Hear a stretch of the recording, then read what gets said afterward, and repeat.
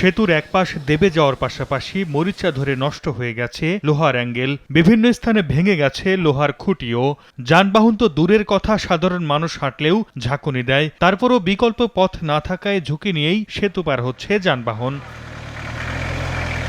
Foot overbridge প্রকল্পের আওতায় 2008 সালে বরগুনার আমতলী উপজেলায় স্থানীয় সরকার প্রকৌশল অধিদপ্তর আওয়াল সড়ক সেতুটি নির্মাণ করে। এরপর গত 16 বছরে একবারের জন্য সংস্কার করা হয়নি সেতুটি। একই ধরনের নাজুক পরিস্থিতি জেলার 2 শতাধিক লোহার সেতুর। এলাকাবাসীর অভিযোগ, সেতু নির্মাণে অনিয়ম ও সংশ্লিষ্টদের গাফলতির কারণেই ভোগান্তি পোহাতে হচ্ছে তাদের। বাড়ছে মৃত্যুর ঝুঁকি।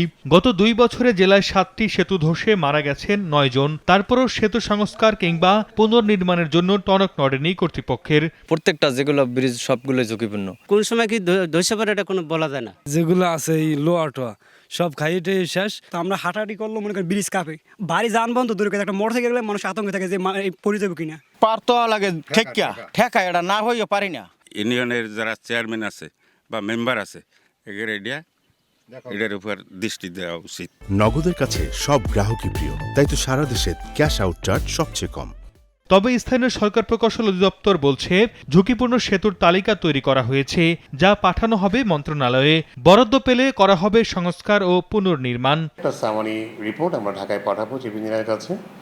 আশা করতেছি প্রধান প্রকৌশলী মহোদয়ের মাধ্যমে এই ব্রিজগুলো মেরামত বা পরিচালনা করার জন্য একটা সিদ্ধান্ত আমরা পেয়ে যাব।